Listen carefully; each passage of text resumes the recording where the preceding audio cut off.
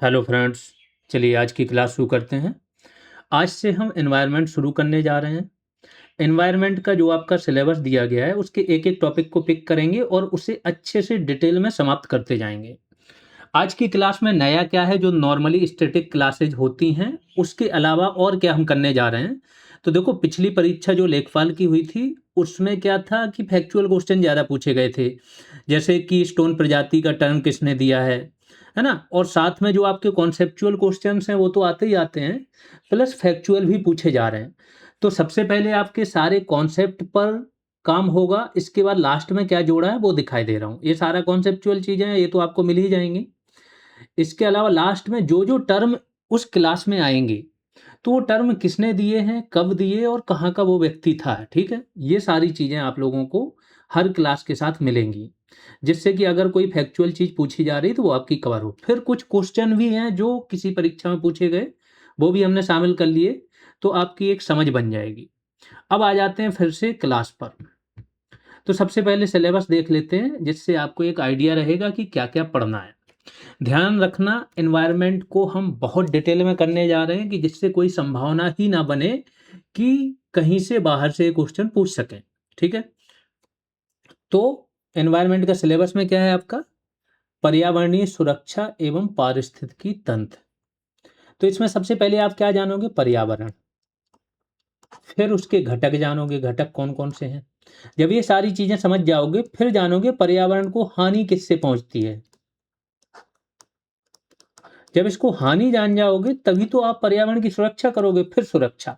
अब सुरक्षा में क्या पढ़ना है, अच्छे से समझ लेना। एनवायरनमेंट बहुत डीपली समझाने जा रहा हूं। कुछ स्टूडेंट क्या होते हैं, वो केवल और केवल पीडीएफ पर रिलाई करते हैं, फिर उनको नुकसान होता है, उनको समझ में ही नहीं आता, वो सोच रहे हैं इतना नॉर्मल है। एनवायरनमेंट आपका मेनली यूपीएससी का टॉपिक है। जो आपकी परीक्षाओं में एनवायरनमेंट पूछा जाता था वो फैक्चुअल पूछा जाता था, लेकिन कॉन्सेप्चुअल अगर 2 से 3 प्रश्न भी पूछ लिए तो नहीं कर पाओगे, क्योंकि यूपीएससी वाले डेप्थ में पढ़ते हैं, उनकी भी समझ वैसी नहीं बन पाती है जिस तरीके से होनी चाहिए। तो मैं कोशिश करूंगा कि जो भी बहुत अच्छे से पढ़ रहे हैं स्टूडेंट, उनकी समझ उसी स्तर की हो जाए जो एक अच्छे यूपीएससी एस्पायरेंट की होती है, ठीक है। तो एनवायरनमेंट की सुरक्षा में क्या पढ़ोगे आप लोग, पहले ये समझो। एनवायरनमेंट की सुरक्षा में जितने भी कन्वेंशंस हुए हैं, 1972 का कन्वेंशन उठाएंगे, स्टॉकहोम सम्मेलन, वहां से लेकर के फिर जितने कन्वेंशन हुए हैं वो, जितने अधिनियम बनाए गए हैं वो, जितनी संधियां हुई हैं वो, ये सारी चीजें होंगी। फिर अभी वर्तमान में क्या चल रहा होता है, कॉप चल रहे होते हैं, कॉन्फ्रेंस ऑफ पार्टीज चल रही होती है। तो कॉप 30 देखेंगे, 31 देखेंगे, उसके पहले के 3 4 देखेंगे। जैसे अभी कुछ समय पहले पंचामृत वाला पूछ लिया गया था, है ना, कि कॉप 26 में जो भारत ने प्रतिबद्धताएं जताई थी वो कहाँ पर हुआ था या कौन सा वाला था। तो ऐसे पूछ लेते हैं, तो वो सारी चीजें आपकी कॉन्फ्रेंस ऑफ पार्टीज वाले देखेंगे। और इससे संबंधित जितने भी संस्थान हैं, चाहे वो आईयूसीएन हो, चाहे world wide fund for nature हो, है ना, या वर्ल्ड इंटरनेशनल करके बहुत सारे, वो सारी चीजें देखेंगे। तो ये क्या हो गया है, सुरक्षा संरक्षण के प्रयास।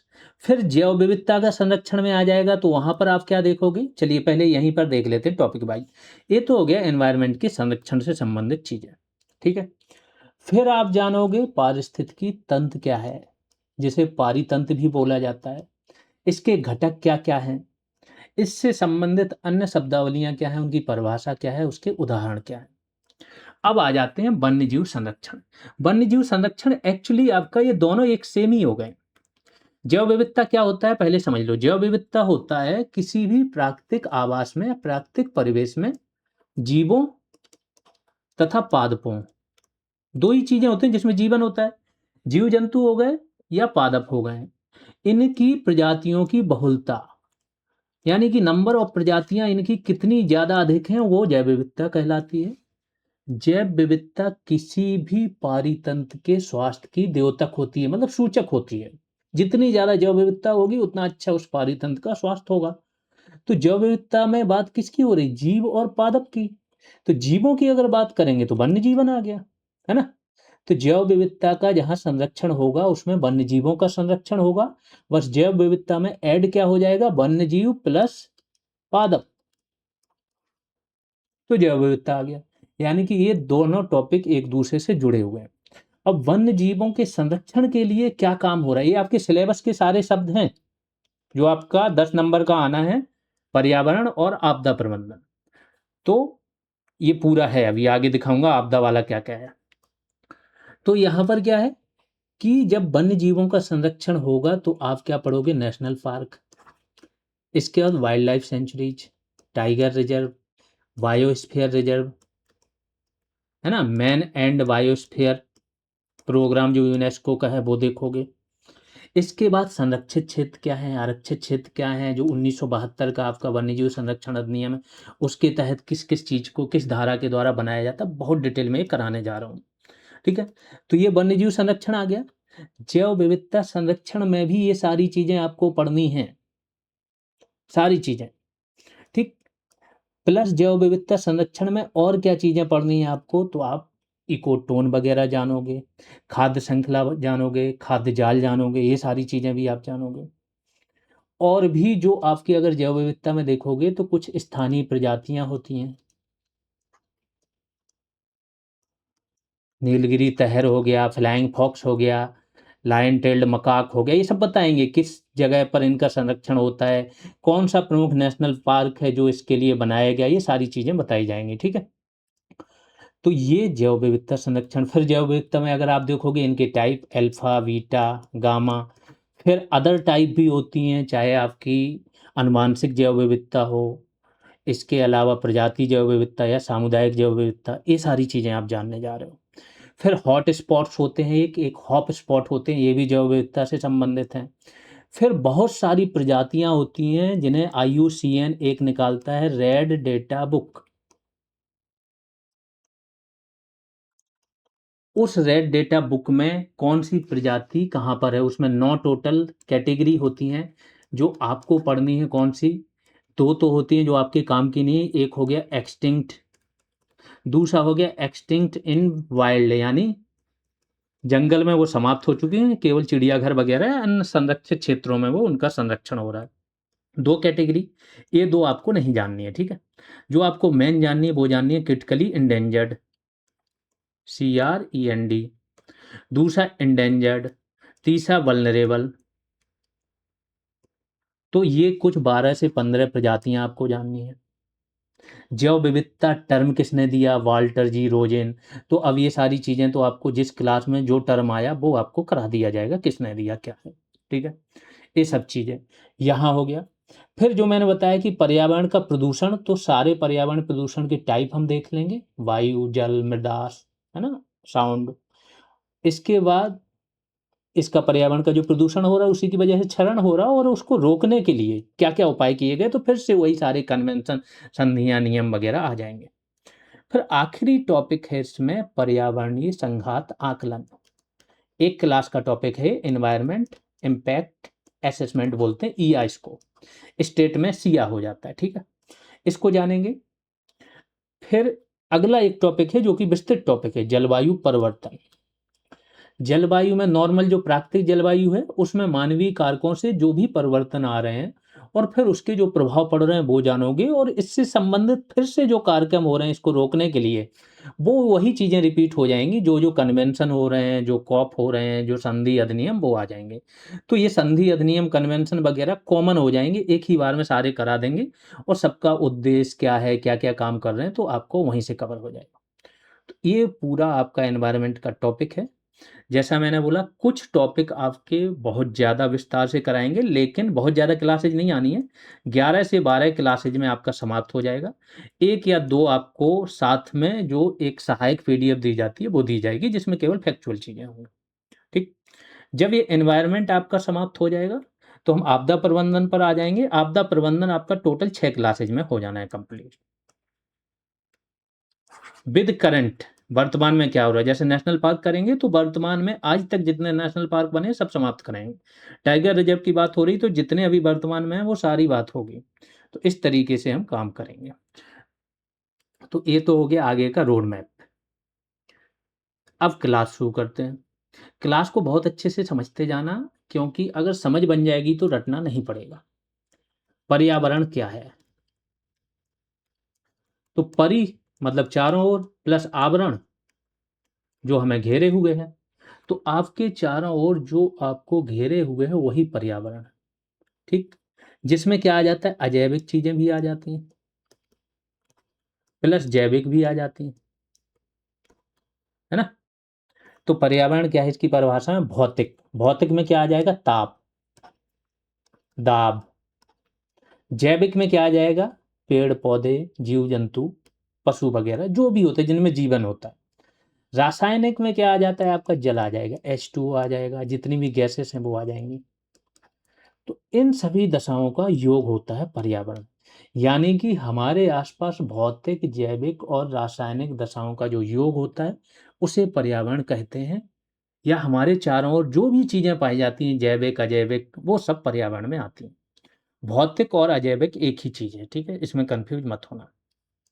अगर इसकी परिभाषा में जाओ कि पृथ्वी पर पाए जाने वाले वायु, जल, भूमि, पेड़ पौधे, जीव जंतुओं का समूह जो हमें चारों ओर से घेरे हुए है या हमारे चारों ओर है, वह सामूहिक रूप से पर्यावरण कहलाता है। किसी जीव के चारों तरफ भौतिक तथा जैविक दशाएं। अब समझो ये थोड़ा सा और अलग है कि चारों तरफ किसी जीव को भौतिक और जैविक दशाएं घेरे हुए हैं, ठीक है। इनके मध्य जो संबंध हो है और इनके मध्य जो क्रिया हो रही है, अगर क्रिया नहीं हो पा रही है तो कोई मतलब नहीं, फिर वो किसी काम का नहीं है पर्यावरण। तो किसी जीव के चारों ओर भौतिक तथा जैविक दशाएं, उनके साथ अंतःक्रिया पर्यावरण में सम्मिलित होती है। जब आप आगे चल के पारिस्थितिकी जानोगे उसकी परिभाषा भी इसी के करीब करीब होगी, बहुत ज्यादा अंतर नहीं है। ठीक है, मैं बताऊंगा कि माइनर अंतर है क्या। अब पर्यावरण के घटक क्या है, तो पर्यावरण के घटक समझ लो क्या होंगे। एक तो होगा आपका भौतिक या अजैविक घटक, दूसरा होगा जैविक घटक, तीसरा अगर पर्यावरण का प्रकार होगा तो सामाजिक या सांस्कृतिक पर्यावरण हो जाएगा। तो घटक क्या है, भौतिक या अजैविक, जिसमें क्या आ जाता है आपका जल, वायु, मृदा और प्रकाश। ये बहुत बार रिपीट होगा, घटक प्रकार सब सेम चीज है। दूसरा है जैविक। जैविक में क्या आ जाएगा, पेड़ पौधे, जंतु, सूक्ष्म जीव। सांस्कृतिक पर्यावरण वो होता है जो मनुष्य बनाता है। अब मनुष्य कैसे बनाएगा, वो जो भी गतिविधियां करेगा, चाहे वो आर्थिक है, सामाजिक है, राजनीतिक है, सांस्कृतिक है, खान पान, रहन सहन, ये सब आ जाएगा सांस्कृतिक पर्यावरण में। अब पर्यावरण के प्रकार देख लेते हैं।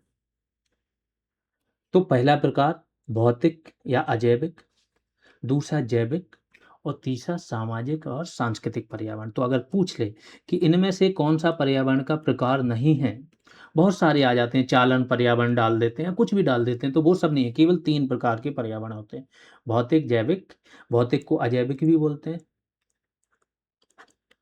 और सामाजिक या सांस्कृतिक। तो पर्यावरण के अब कारक देख लेते हैं। तो अजैविक कारक में क्या क्या आ जाता है, तो अजैविक के भी टाइप देखोगे, जिनमें जीवन नहीं होता तो वो भौतिक भी अजैविक का पार्ट है, रासायनिक भी अजैविक का है, और वातावरणिक। भौतिक के उदाहरण क्या है, ताप, प्रकाश और सूर्य का जो विकिरण है, ठीक है। रासायनिक में मिट्टी, जल और गैस है। वातावरणीय में वायुमंडल वगैरह। जैविक कारक में क्या क्या आते हैं, जीव जंतु, पेड़ पौधे। एक जो कोट है बहुत इंपॉर्टेंट है, अगर कोई अवधारणा वाला क्वेश्चन पूछेगा तो ऐसे ही बना के पूछेगा। तो पर्यावरण क्या होता है, हमेशा परिवर्तनशील होता है, उसमें परिवर्तन कुछ ना कुछ होता रहता है। लेकिन ध्यान रखना, जब भी कोई पर्यावरण में परिवर्तन होता है तो वो क्या करता है, स्वयं को स्वनियंत्रण करता है। स्वनियंत्रण करता है तो एक ऐसी कोई घटना घटित होगी कि पर्यावरण फिर से अपने वर्तमान स्वरूप में आ जाता है। तो यह सदैव स्वपोषण तथा स्वनियंत्रण पर आधारित होता है। पर्यावरण के घटक तत्व देख लेते हैं। तो घटक तत्व एक तो आपने भौतिक, जैविक, अजैविक एक देख ही लिए। अलग भाषा में इसे क्या बोलते हैं कि जलमंडल घटक हो गया इसका, स्थलमंडल हो गया, वायुमंडल हो गया और जैवमंडल हो गया।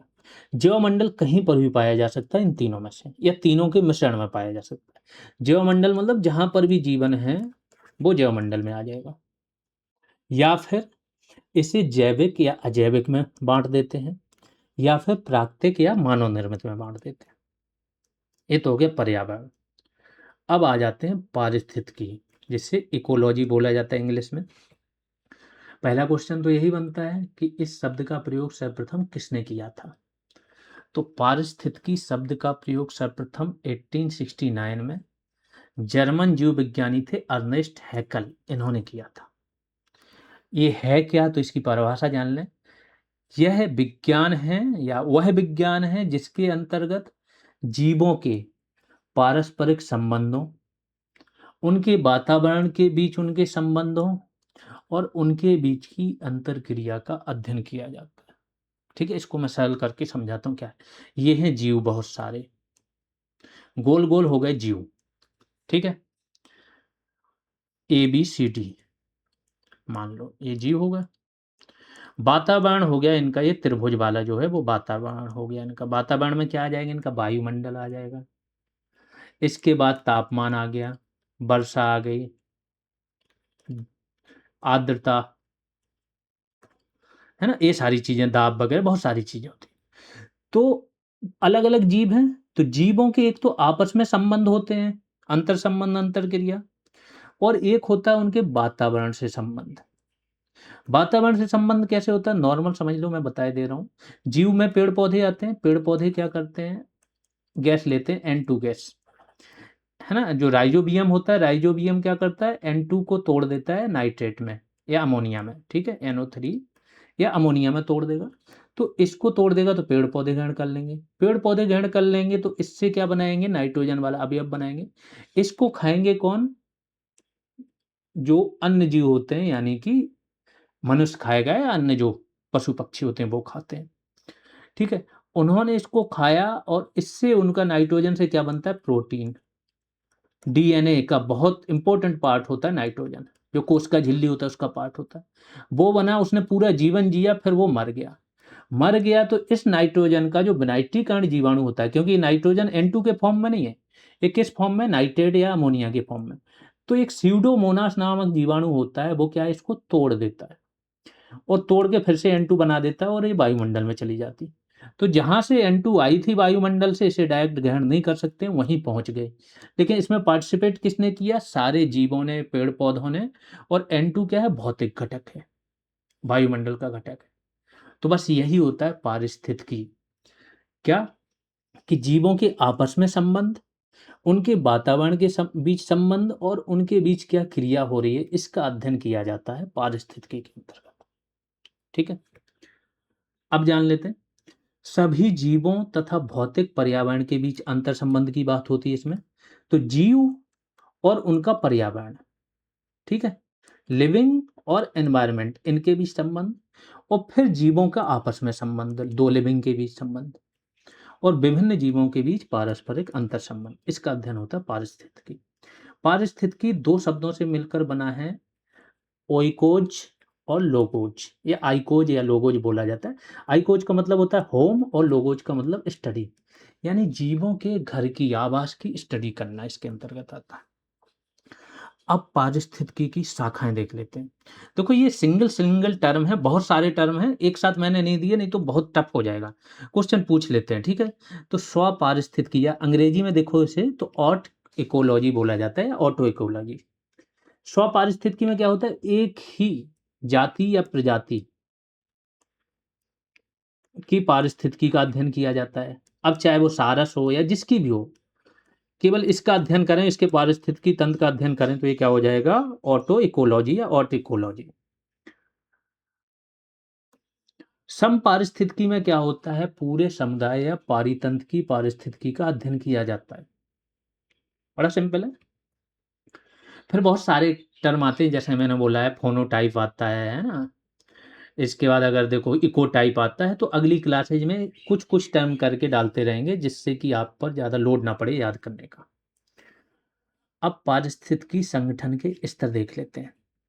तो पारिस्थितिकी संगठन के स्तर क्या होते हैं, नॉर्मली अगर आपने देखा, मैं और ज़्यादा बता देता हूँ इसमें, तो जीव इससे बात हो रही। सबसे निम्न स्तर पर आ जाओ आप, तो सेल होती है, व्यक्ति की सेल, कोशिका। कोशिका होती है, कोशिका से क्या बनता है, ऊतक।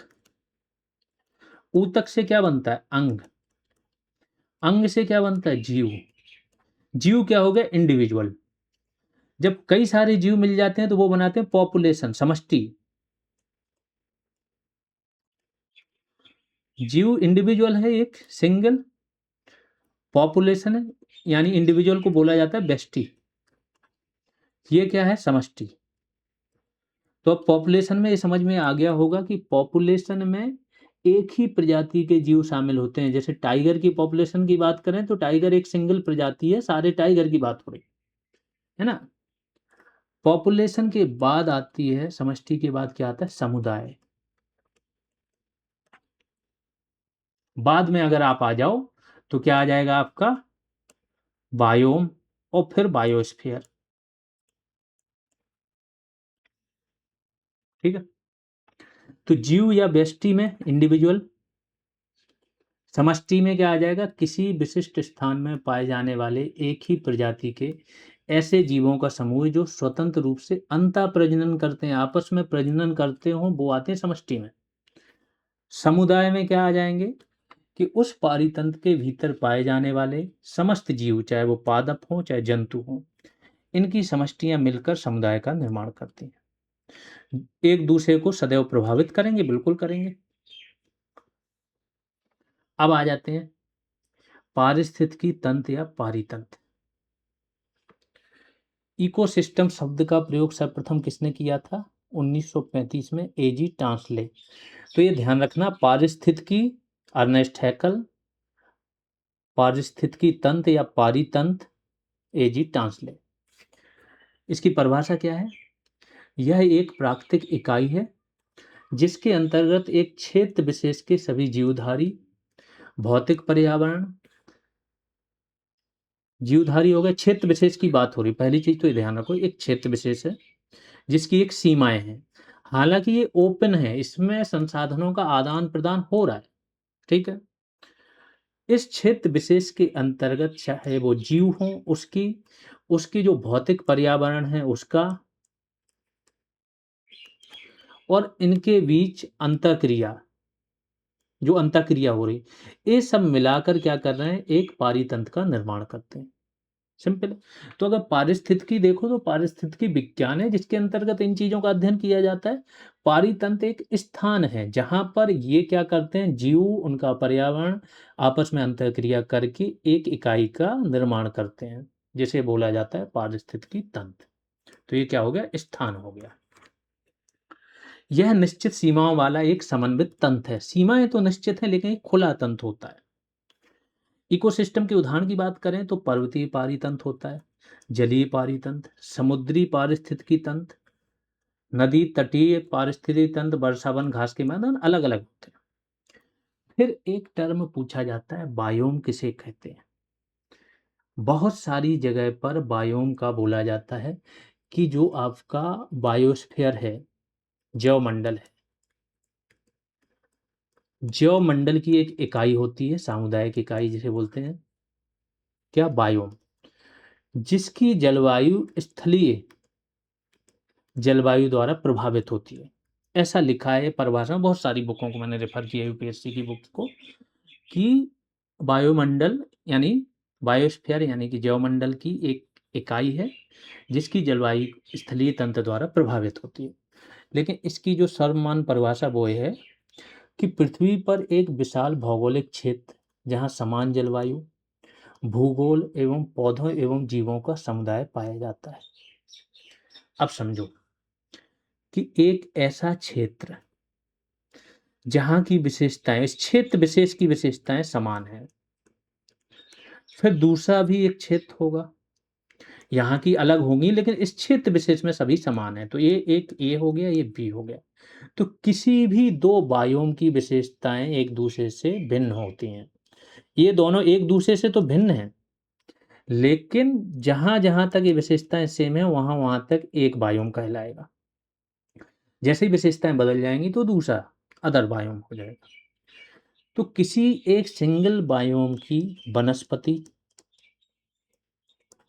जीव जंतु, मृदा, जलवायु, उस क्षेत्र विशेष में तो समान होती है, यहाँ पर अद्वितीय होती है। अद्वितीय मतलब किसी दूसरे बायोम से अलग होती है। बस ये समझना, यहाँ से क्वेश्चन पूछा जा सकता है। तो कोई भी दो बायोम एक जैसे नहीं होते हैं।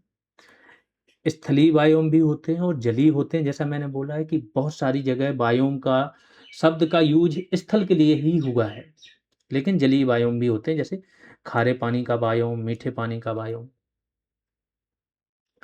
अब इससे भी बड़ी इकाई, बायोम से बड़ी इकाई क्या है? ज्योमंडल, बायोस्फीयर। इसमें क्या आ जाता है? स्थलमंडल भी आ जाएगा, जलमंडल भी आ जाएगा, वायुमंडल भी आ जाएगा।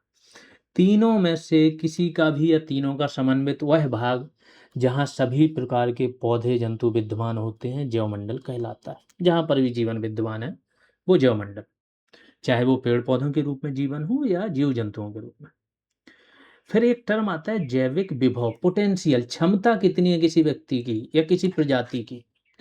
तो अगर संसाधन असीमित हैं, संसाधन कितने? असीमित हैं, और पर्यावरण की दशाएं आपकी अनुकूलित हैं, फिर किसी प्रजाति की संतान उत्पत्ति करने की जो क्षमता होती है उसे बोलते हैं बायोटिक पोटेंशियल। तो असीमित संसाधनों तथा आदर्श पर्यावरण परिस्थितियों में किसी प्रजाति की संतान उत्पत्ति की अधिकतम दर उसका जैविक विभव कहलाती है। ये टर्म भी पूछा जाता है। एक होता है पर्यावरण प्रतिरोध। अब यहाँ पर पर्यावरण क्या था? पॉजिटिव था। यहाँ पर क्या है? पर्यावरण नेगेटिव है, कि किसी समष्टि की वृद्धि दर कम करने वाले समस्त कारक। समष्टि मतलब पॉपुलेशन।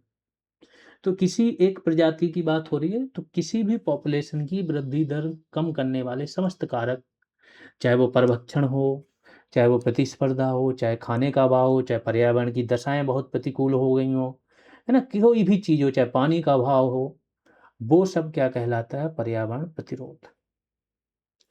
फिर एक टर्म आता है वहन क्षमता, जिसे बोलते हैं कैरिंग कैपेसिटी।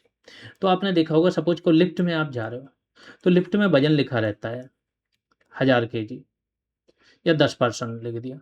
अब वहां पर 20% चढ़ जाएंगे, या तो लिफ्ट टूटने का डर रहेगा या टूट ही जाएगा, है ना। सेम किसी पर्यावरण का होता है कि निवास करने वाले व्यक्तियों की वह अधिकतम संख्या, व्यक्ति नहीं, व्यष्टि की बात हुई, इंडिविजुअल्स, ठीक है, कोई भी जीव हो सकता है, जिसे उसका पर्यावरण सपोर्ट कर सकता है या बनाए रख सकता है, उसे बोलते हैं कैरिंग कैपेसिटी।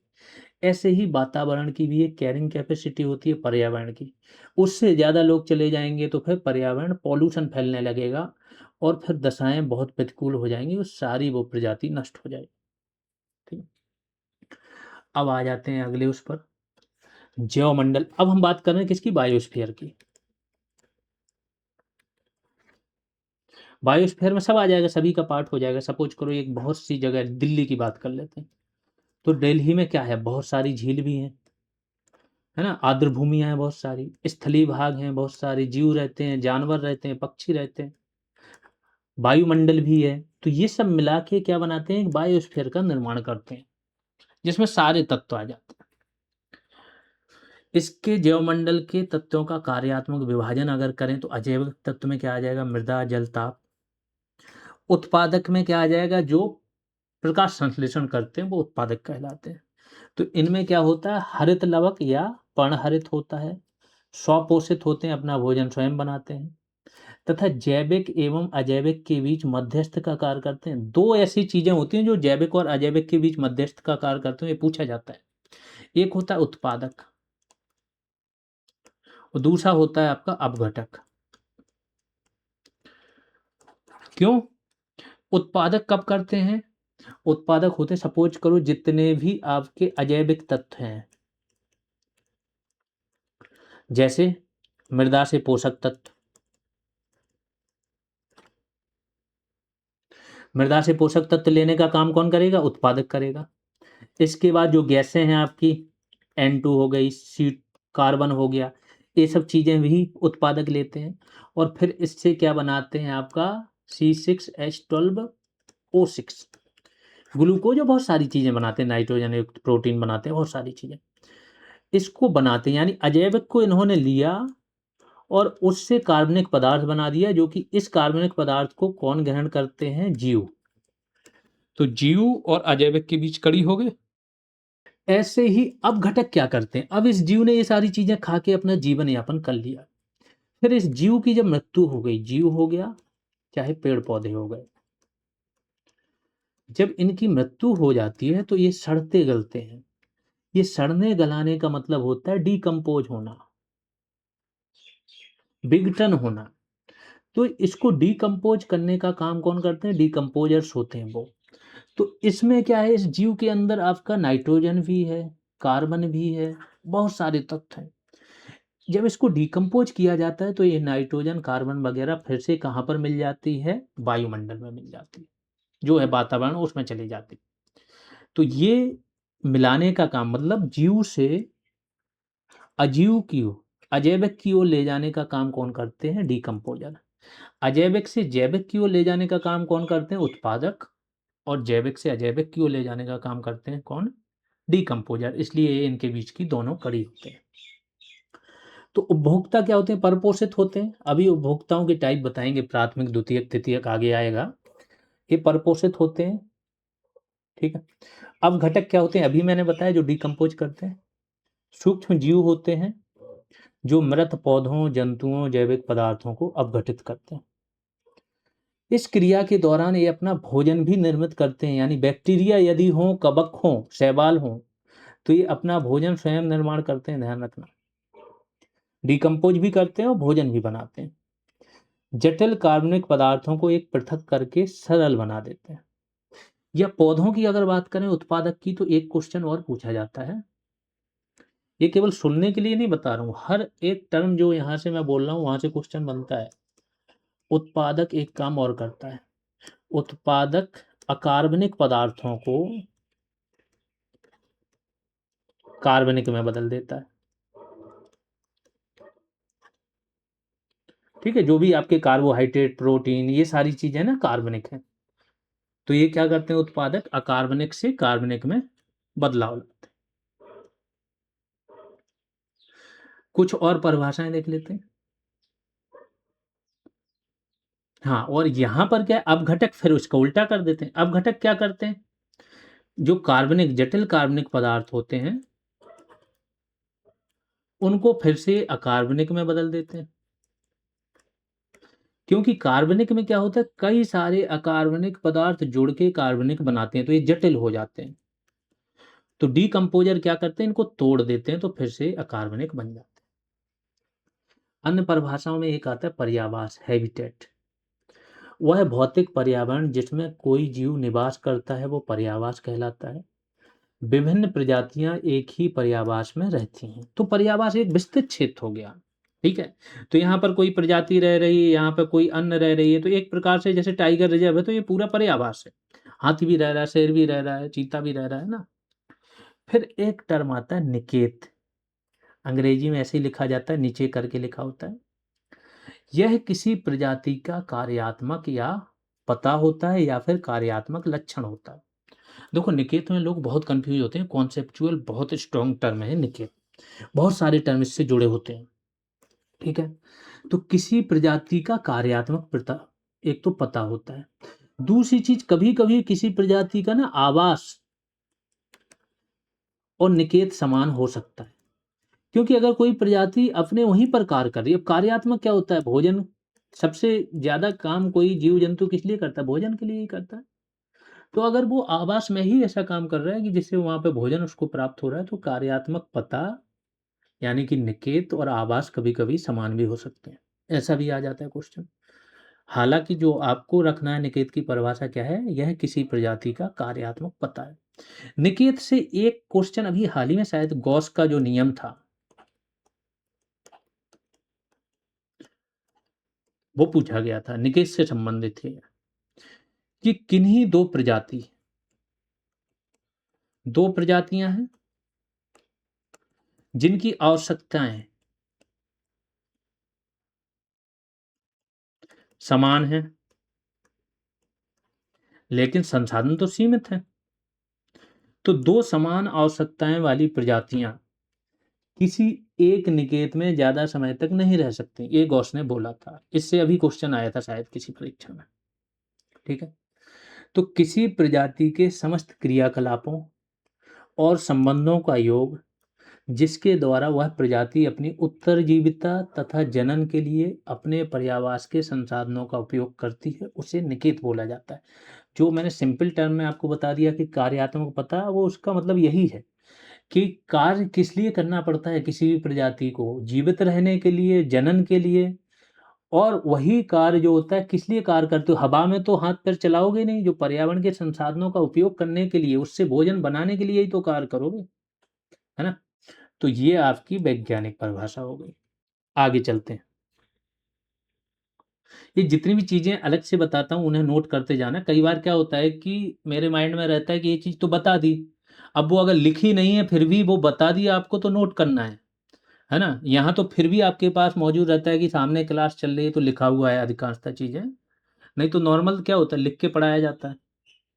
ठीक है, तो हर चीज नोट करते जाना। हो सकता है ये गॉस का नियम आगे लिखा हुआ ना मिले, बाद में जिन लोगों ने क्लास सुन ली होगी तो उनके लिए बहुत आसान है अगर यहाँ से क्वेश्चन आ गया।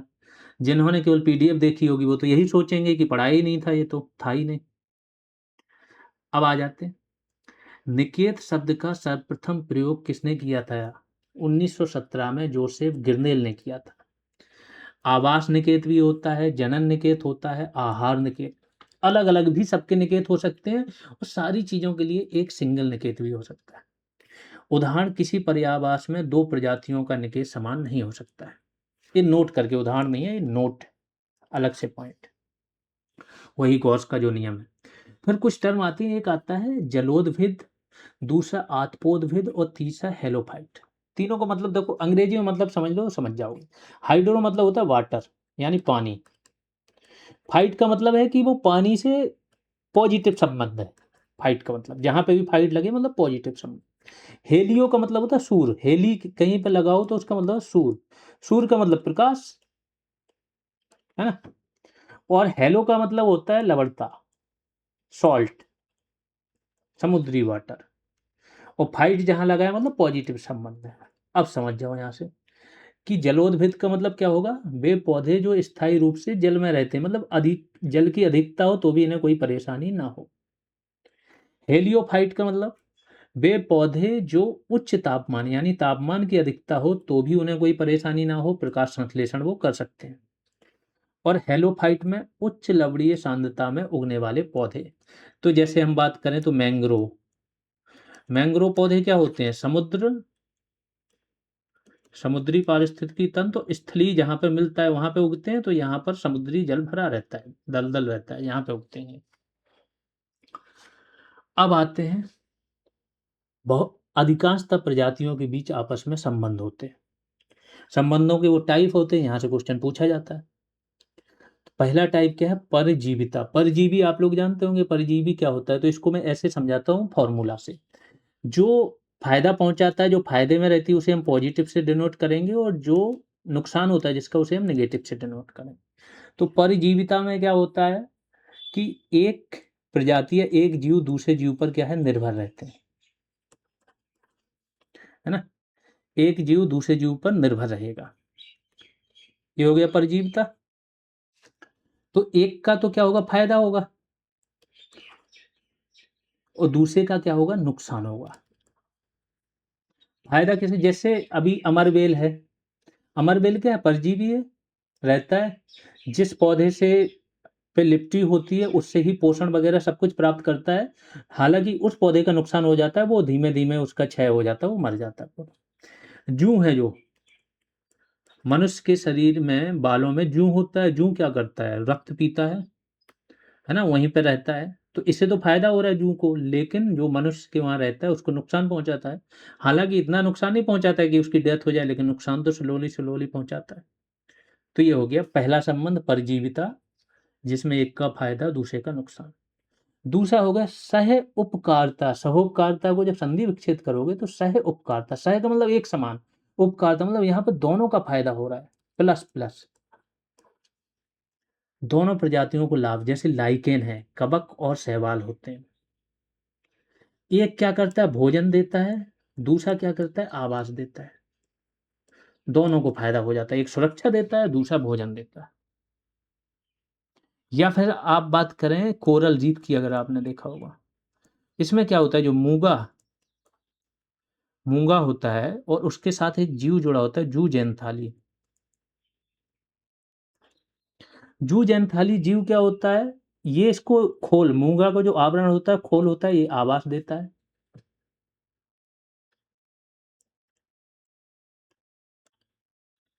और जो जूजेंथाली होता है वो क्या करता है, वो इसको रंग देता है, भोजन देता है। तो बहुत ही खूबसूरत दृश्य होता है जहाँ पर भी कोरल रीफ होता है। इसकी जैव विविधता सबसे ज़्यादा होती है, उत्पादकता 2000, सबसे मैक्सिमम उत्पादकता जो वर्षा वन होते हैं अमेजन वगैरह के जो हैं उनकी, प्लस जो आपके कोरल रीफ हैं इनकी उत्पादकता होती है पूरे पारितंत्र में ज़्यादा। ठीक है, तो वो किस वजह से होती है, इस जीव की वजह से। जब कोरल ब्लीचिंग होती है तो जूजेंथाली क्या होते हैं, ये मर जाते हैं, ये अब मर जाते हैं तो इसका रंग जो अलग अलग टाइप के रंग होते हैं वो निकल के सफेद रंग में आ जाते हैं, इसे बोलते हैं कोरल ब्लीचिंग। तो ये भी दोनों का अगर संबंध की बात करें तो ये भी सहोपकारिता वाला हो गया, दोनों को फायदा होता है वैसे, है ना। फिर होता है एक सहभोजिता, कमेंसालिज्म। इसमें क्या होता है, एक पॉजिटिव रहता है और दूसरा नेगेटिव रहता है। जैसे कि पशु के ऊपर कोई पक्षी बैठ गया, नहीं नेगेटिव नहीं रहेगा, दूसरा जीरो रहेगा। ठीक है, किसी पशु के ऊपर कोई पक्षी बैठ गया तो पक्षी ने तो अपनी ट्रैवलिंग कर ली जहां पर जाना है उसे, पशु को कोई फर्क नहीं पड़ा, है ना, उसे कोई फायदा घाटा कुछ नहीं हुआ। तो दूसरी अप्रभावित हुई, जीरो रहा उसका, और पहले को क्या हुआ, लाभ हो गया, उसकी ट्रैवलिंग होगा। बहुत बहुत सारे होते हैं, एनीमोन होता है, एक हर्मिट क्रेब होता है इसका उदाहरण, है ना, रेमोरा मछली वाला एक उदाहरण होता है इसका। अगला है असहभोजता। असहभोजता में क्या होता है, कभी देखा होगा आपने कि नीम का पेड़ अगर है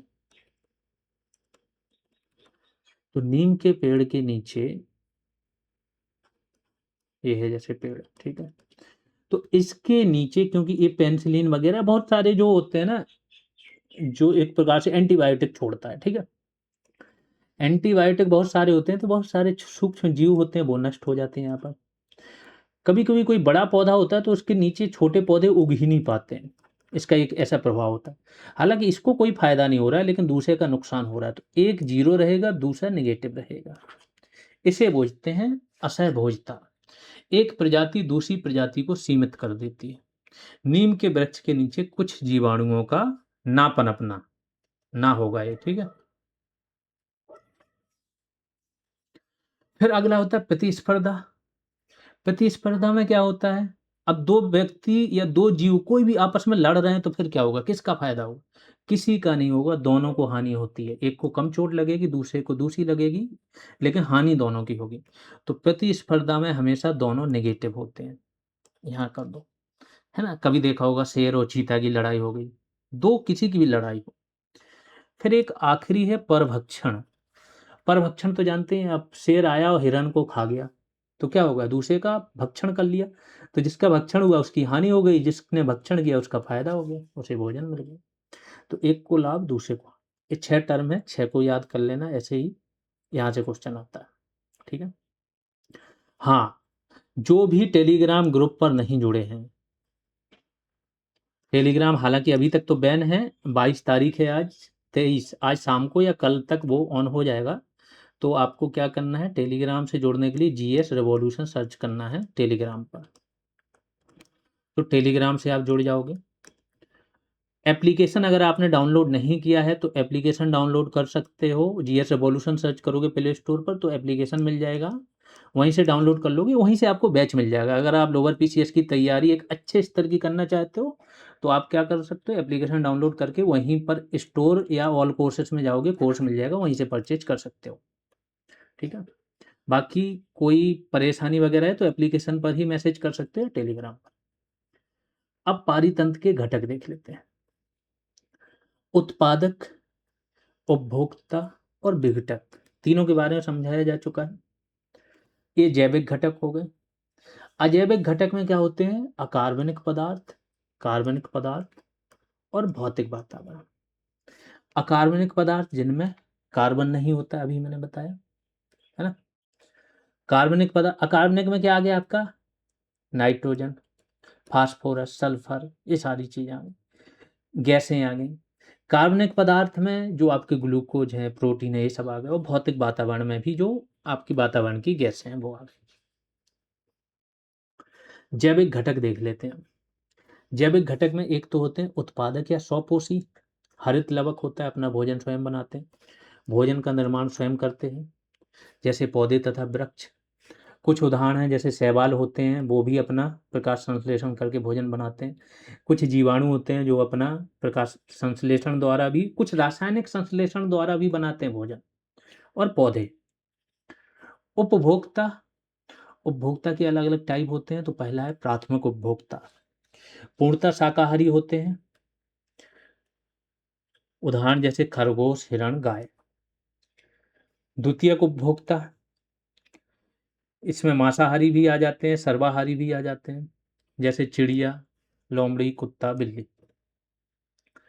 तृतीयक उपभोक्ता, सर्वोच्च श्रेणी के मांसाहारी आते हैं और यह प्रथम और द्वितीय श्रेणी के उपभोक्ताओं का शिकार करते हैं, बाज, चीता, शेर। फिर एक और आते हैं, उन्हें जिन्हें बोलते हैं अपरदभोजी या अपरदभक्षी, डिटरीवोर्स। तो जैसे केंचुआ, नेमेटोड, आर्थ्रोपोडा, ये इसके उदाहरण हैं, जो क्या करते हैं कि जो मृत जीव होते हैं उनको क्या करते हैं, भक्षण करते हैं उनका। अब पारितंत्र के प्रकार देख लेते हैं। प्राकृतिक पारितंत्र होता है, सभी जानना है, जो प्राकृतिक रूप से बनता है, जैसे स्थलीय में वन या घास का मैदान हो गया, जलीय में झील हो गई, है ना, अन्न हो सकते हैं। कृत्रिम पारितंत्र में जो मनुष्य द्वारा बनाया गया हो, तो मानव निर्मित, जैसे धान का खेत। तो केवल धान का खेत नहीं, जितने भी मानव निर्मित बांध हो रहे हैं, तो ये भी क्या है, आपके कृत्रिम पारितंत्र। सबसे बड़ा और विस्तृत पारितंत्र कौन सा है, ये क्वेश्चन पूछा जाता है, तो सामुद्रिक पारितंत्र है। सबसे स्थिर पारितंत्र भी पूछा जाता है, तो वो भी सामुद्रिक पारितंत्र है। ठीक है। अगला है वियोजक कार्बनिक पदार्थों को अकार्बनिक पदार्थों में बदलते हैं, तथा अभी मैंने बताया था इसके पहले कि वियोजक क्या करते हैं, कार्बनिक को अकार्बनिक में बदलते हैं, और जो उत्पादक होते हैं वो किस में बदलते हैं, अकार्बनिक को कार्बनिक में बदलते हैं। इसके अलावा वियोजक के बारे में और चीज क्या है, जैविक और अजैविक घटकों के मध्य मध्यस्थ का कार्य करते हैं वियोजक। और जो आपके उत्पादक होते हैं वो भी जैविक और अजैविक के मध्य मध्यस्थ का कार्य करते हैं। उत्पादक अकार्बनिक पदार्थों को कार्बनिक पदार्थों में बदलते हैं। सबसे स्थिर पारिस्थितिकी तंत्र क्या है, समुद्र। ये सारे क्वेश्चन यहाँ से पूछे जाते हैं, डायरेक्ट यही पूछा जाएगा, इनमें से सबसे स्थिर पारिस्थितिकी तंत्र कौन सा है, सबसे बड़ा पारिस्थितिकी तंत्र कौन सा है। अब इकोटोन। इकोटोन क्या होता है, जहां पर दो पारिस्थितिकी तंत्र मिलते हैं तो उनका जो संक्रमण एरिया होता है वो बोलते हैं इकोटोन। इकोटोन को अभी हम अगली क्लासेज में आगे की ना बहुत डिटेल में पढ़ेंगे। तो जो संक्रमण का जोन होता है, सपोज करो यहाँ पर समुद्र है, खारे पानी का पारिस्थितिकी तंत्र, यहाँ पर स्थलीय है, ये दोनों जहां मिलेंगे वो बनाएंगे इकोटोन। ठीक है। और इसी इकोटोन वाले एरिया में ही आपके मैंग्रोव वृक्ष उगते हैं। मैंग्रोव वृक्ष से संबंधित एक योजना है मिस्टी,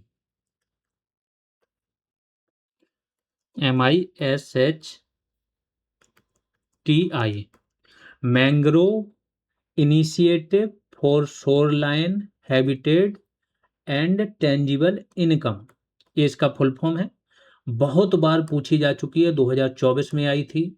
लगभग हर उस परीक्षा में जहां पर पर्यावरण एज अ टॉपिक है या एज अ सब्जेक्ट सिलेबस में है, मिस्ट्री से पूछ देते हैं क्वेश्चन।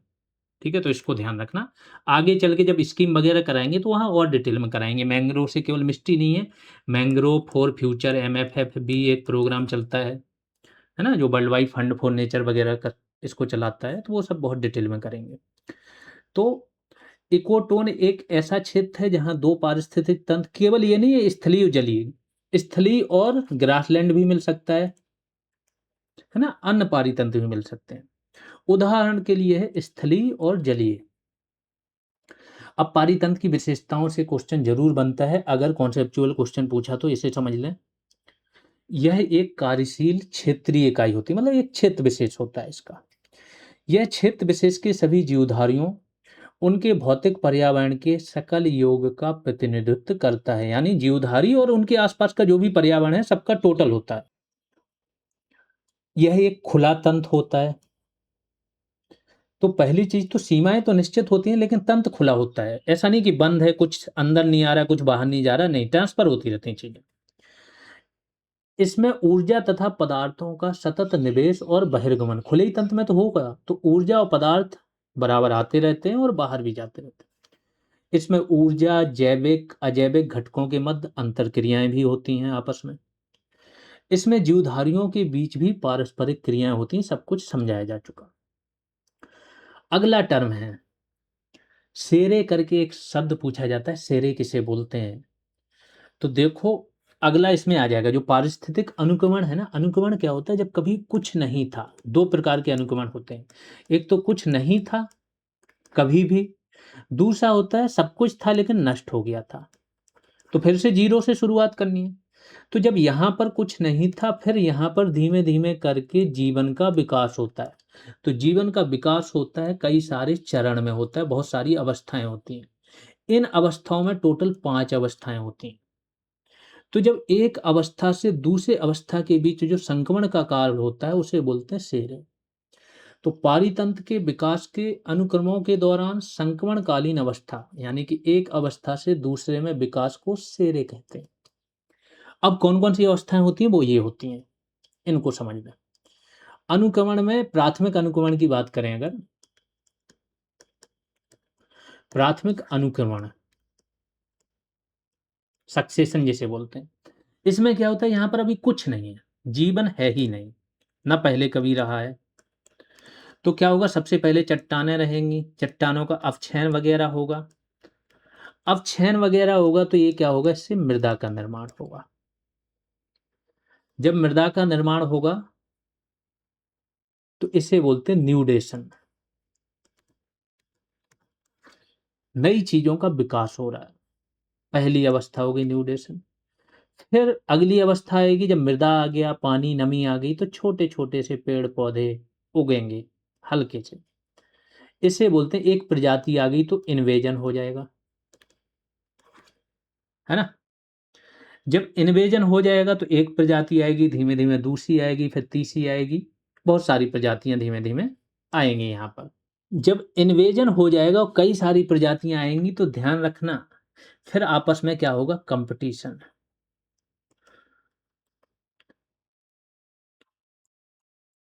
ठीक है, जब आपस में कंपटीशन होगा इनका, तो कंपटीशन में क्या होता है? अभी मैंने बताया प्रतिस्पर्धा में क्या होगा? दोनों की हानि होगी, ये नेगेटिव वो नेगेटिव। और कंपटीशन केवल जीवों में नहीं होता है, कंपटीशन वृक्ष और वनस्पतियों में होता है। आप लोगों ने देखा होगा बहुत सारी ऐसी प्रजातियां होती हैं जो, जिसे आतंकवादी प्रजातियां भी बोला गया है, आक्रमणकारी प्रजातियां, जैसे यूकेलिप्टस वगैरह हो गया, ये नष्ट कर देती हैं दूसरी प्रजातियों। कई सारी घास होती हैं जैसे एलिफेंट घास वगैरह, ये अन्य सभी पेड़ पौधों को आसपास के को नष्ट कर देती हैं। ठीक है, पूरे में यही छा जाती हैं। तो आपस में कंपटीशन होगा। जब कंपटीशन होगा तो कुछ की हानि होगी, कुछ नष्ट हो जाएंगे, लेकिन बहुत सारी प्रजातियां रहेंगी। जब ये प्रजातियां रहेंगी, ये तीसरी अवस्था है, थर्ड। न्यूडेशन फर्स्ट है, इन्वेजन सेकंड है, ये थर्ड है कंपटीशन। चौथी अवस्था क्या होती है? चौथी अवस्था में होता है रिएक्शन। कौन देगा ये रिएक्शन? ये देगा पर्यावरण। जब ये प्रजातियां रहने लगेंगी तो पर्यावरण में बदलाव करेंगी। कुछ नहीं, मनुष्य नहीं भी है, जीव जंतु है, तो भी वो पर्यावरण में बदलाव कर रहे हैं, वो श्वसन कर रहे हैं, वो क्रियाएं कर रहे हैं, खाना वगैरह कर रहे हैं, तो मृदा में बदलाव कर रहे हैं, बहुत सारी चीजों में वो बदलाव करते हैं।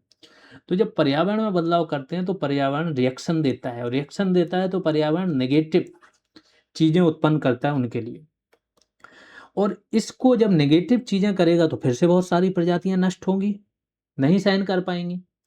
जब इन सबको सहन करने के बाद फाइनली जो प्रजातियां बचेगी उसे बोलते हैं स्टेबलाइजेशन। इसमें क्या होता है? स्टेबलाइजेशन में चरम सीमा जिसे बोलते हैं, क्लाइमैक्स, वही प्रजाति रह पाएंगी जो इस सारी चीजों को सहन करके और इतनी मजबूत होंगी कि जो बची रहेंगी। वो हो गया स्टेबलाइजेशन। ये 5 स्टेज होती हैं, हजारों लाखों वर्ष लग जाते हैं इस पूरे काम को होने में। प्राथमिक अनुक्रमण है, फिर होता है एक द्वितीयक अनुक्रमण। द्वितीयक में क्या होता है? द्वितीयक में होता है जंगल है, बहुत सारा जंगल लगा हुआ है, और इसमें क्या हो गया, आग लग गई। आग लग गई तो ये नष्ट हो गया। जब ये नष्ट हो गया तो यहाँ पर फिर कुछ नहीं बचा, मृदा बची ज्यों की त्यों। फिर इस जंगल को उगने में ज़्यादा समय नहीं लगता है, ज़्यादा से ज़्यादा 25 से 30 साल लगेंगे, 25 भी नहीं लगते, कभी-कभी 20 साल में उतना ही बड़ा जंगल फिर से उग आता है उस जगह पर। क्योंकि इनके पेड़-पौधों के बीज वगैरह वहाँ पर गिरे होते हैं, ऑलरेडी मिट्टी में दबे होते हैं चीज़ें, सब कुछ अनुकूल होता है, तो फिर से जंगल उस पर उग आता है।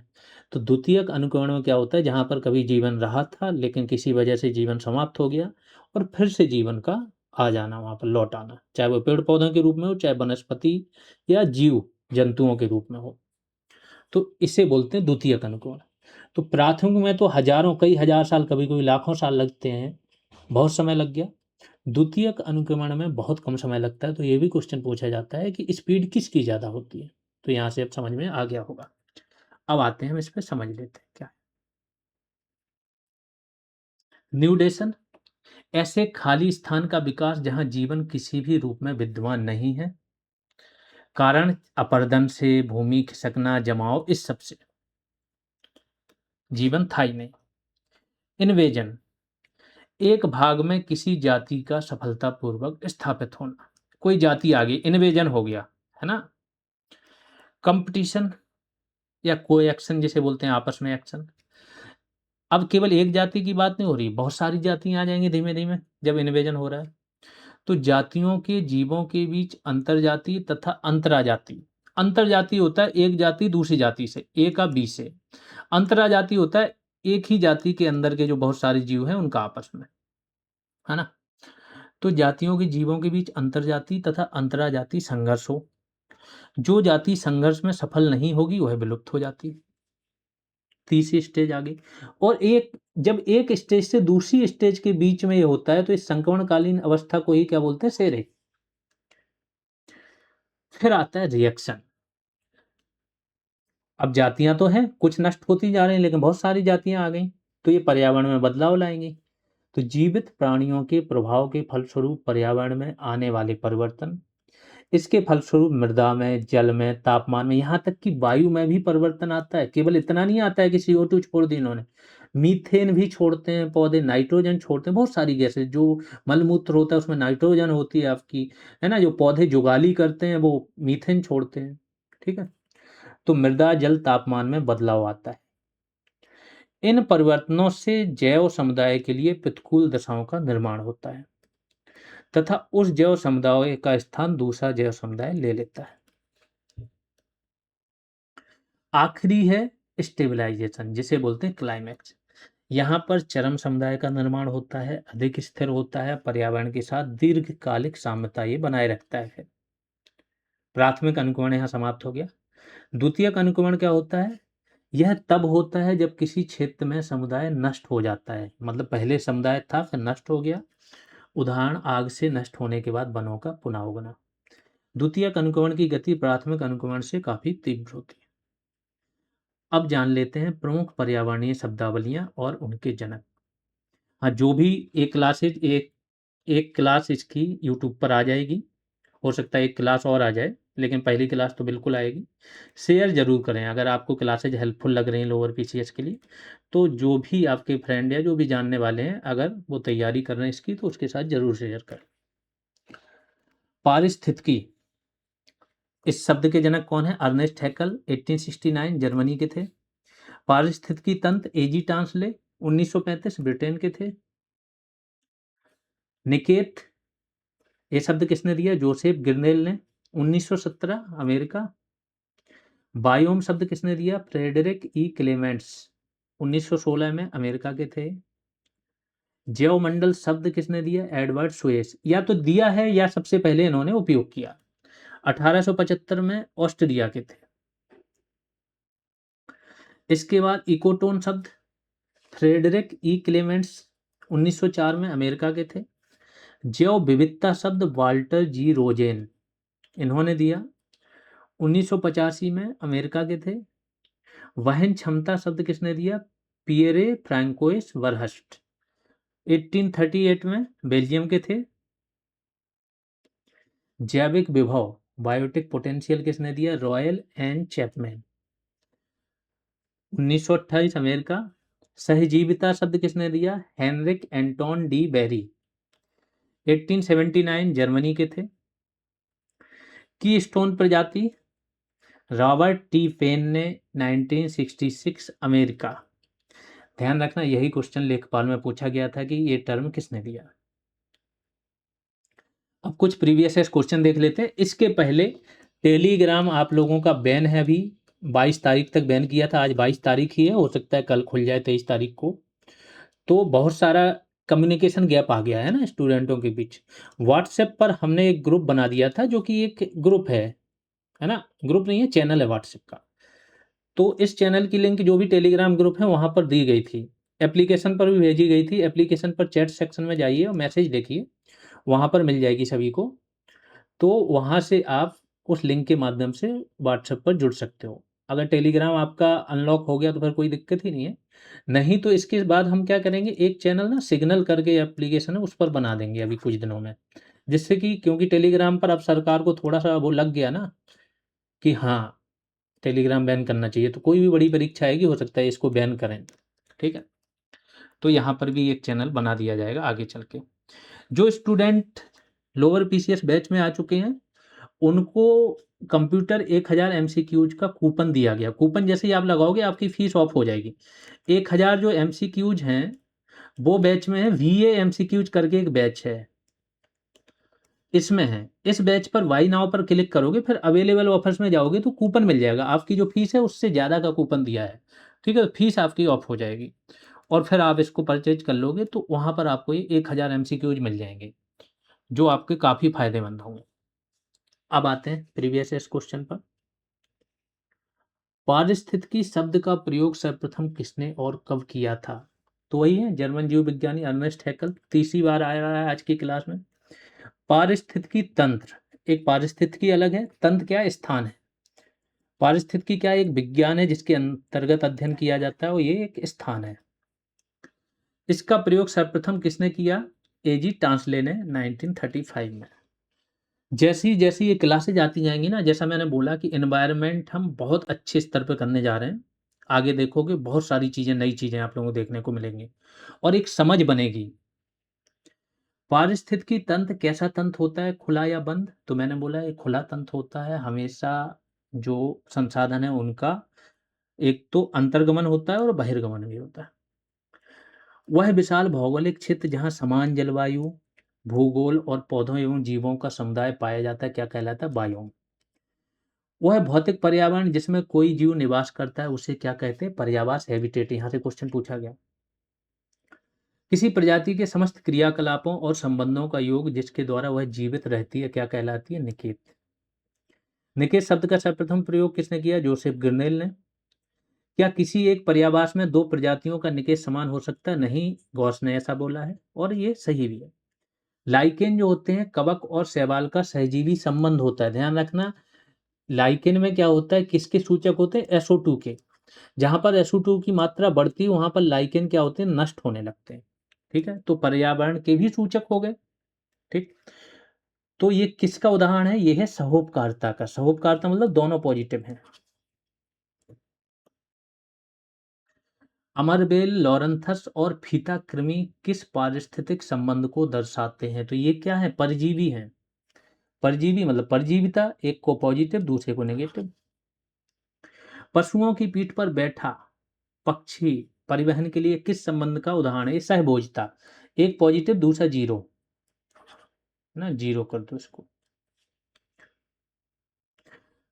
नीम के वृक्ष के नीचे कुछ जीवाणुओं का ना पनप पाना किस संबंध का उदाहरण है? असहभोजता।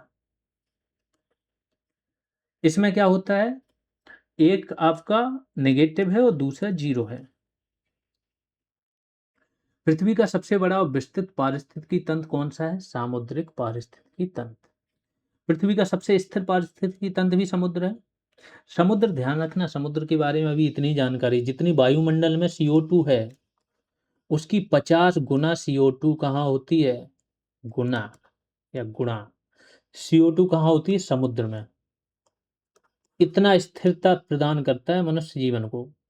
समुद्र में घुली होती है, जैसे ही समुद्र का तापमान बढ़ता है तापमान इसका हाई होगा, इसकी CO2 घुलने की जो क्षमता होती है खुद में, वो कम हो जाती है।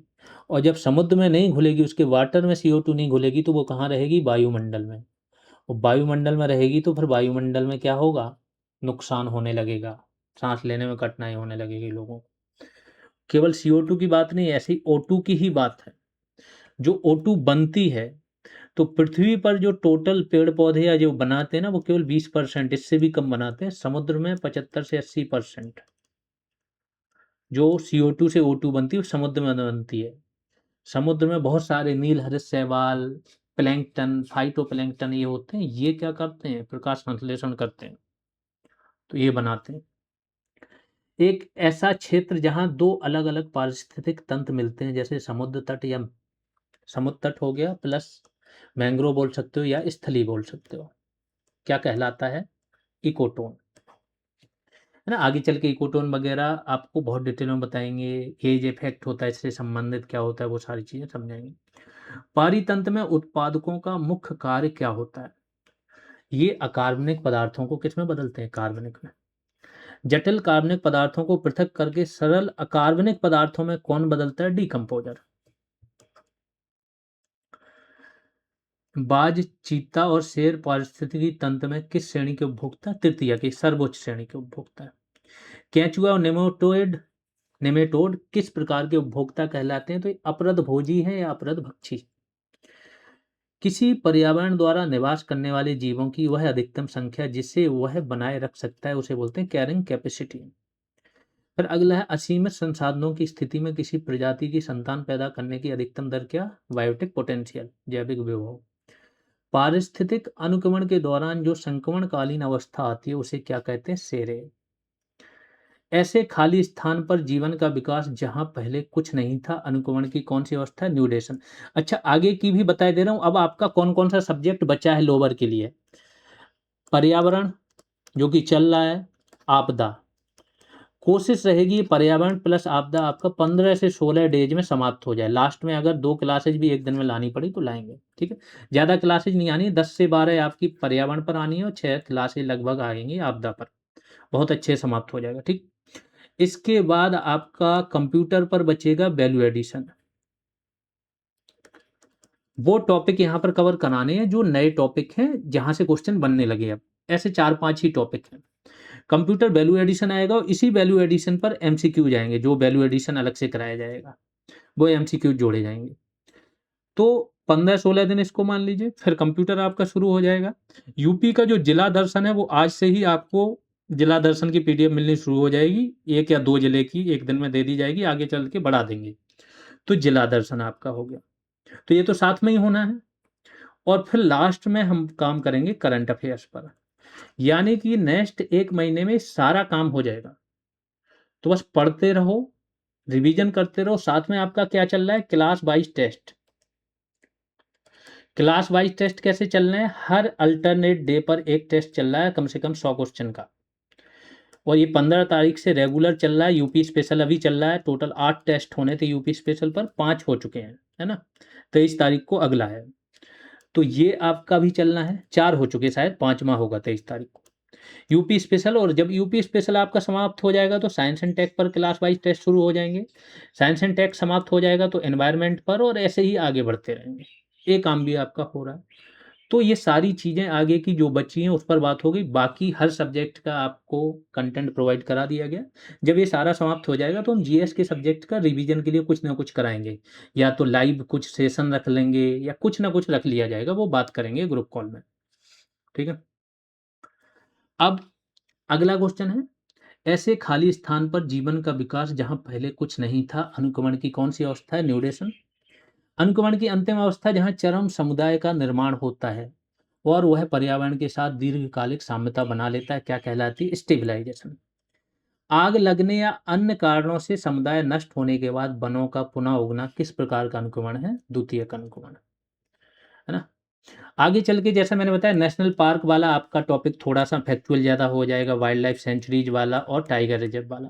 तो इसके लिए भी कुछ प्रोग्राम बनाएंगे जो आप लोग आपस में रिवीजन करते रहो। एक बार टेलीग्राम चालू होने दो, फिर हम उस पर डिस्कस करेंगे।